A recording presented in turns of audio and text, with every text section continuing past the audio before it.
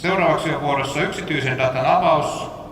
Sarjan voittaja Sorvi avoimen datan työkalupakki R-kielelle ja sen esittää Leo Lahti.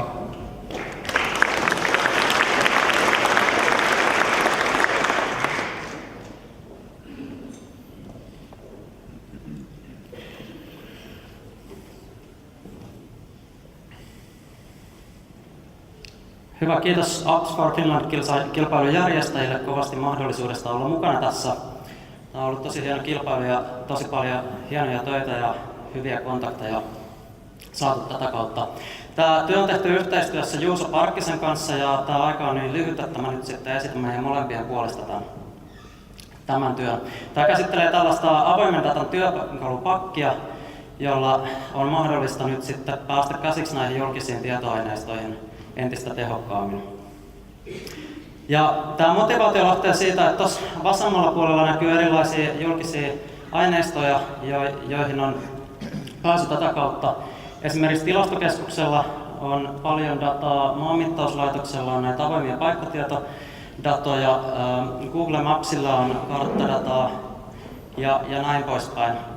Niitä on saatavilla valtavasti julkisessa domainissa, mutta aika usein näiden datojen käyttö vaatii käytännössä suurta teknistä perehtymistä tai osaamista ennen kuin niillä todella voi jotakin tehdä. Ja sitten toisekseen näiden datojen arvo ei piile välttämättä siinä, että sä saat jonkun yksittäisen datasetin haettua ja tehtyä sillä jotakin, vaan oikeastaan se iso arvo tulee myös sitä kautta, että näitä aineistoja voi yhdistää uusilla tavoilla. Ja tähän tarvitaan työkaluja. Tuossa oikealla puolella on mainittu avoimet analyysivälineet. Myös näitä avoimia laskennallisia työkaluja on julkisessa domainissa paljon saatavilla, mutta usein ne ratkaisut on hujahaja ympäri nettiä ja hyvin yksityiskohtaisiin tapauksiin. Niin tällainen avoimen lähdekoodin laskentakieli kuin R niin luo sellaisen ympäristön, jossa voidaan näitä avoimia datoja ja avoimia työkaluja yhdistää.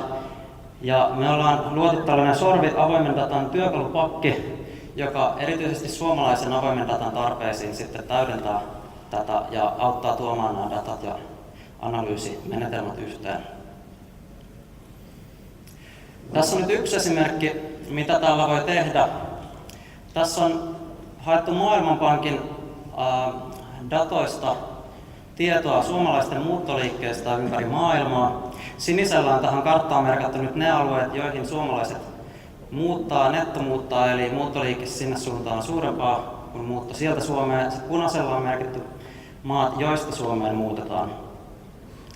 Ja vastaavia työkaluja esimerkiksi Suomen tasolla tai esimerkiksi Helsingin aluedatojen visualisointiin erilaisten aineistojen valossa on nyt saatavilla tätä kautta. Ja tämä työkalu pyrkii tuomaan erilaisia työkaluja tutkijoille, toimittajille, sovelluskehittäjille, muille kohderyhmille. Ja meillä on ollut lupaavia keskusteluja tästä tälläkin hetkellä käynnissä. Ja lisätietoa nyt löytyy sitten tällaisen louhosblogin kautta, joka liittyy tähän projektiin. Osoite on mainittu tässä alla. Me julkaistaan siellä jatkuvasti uusia esimerkkejä siitä, miten näitä työkaluja voi käyttää. Ja toivotaan, että ihmiset tätä kautta voi sitten ottaa meihin yhteyttä ja esittää ideoita tai kysymyksiä tai kommentteja. Ja tällä hetkellä jo me ollaan saatu aika mukavasti mukaan yleisö tähän. Blogia on kommentoitu ja meillä on tulossa uusia kehittäjiä projektiin mukaan. Aamulla oltiin vetämässä datajournalismin työpajatoimittajia ja näin poispäin. Eli vaikuttaa lupaavalta ja tulee auttamaan tämän data-avaamisessa entisestään. Kiitos paljon.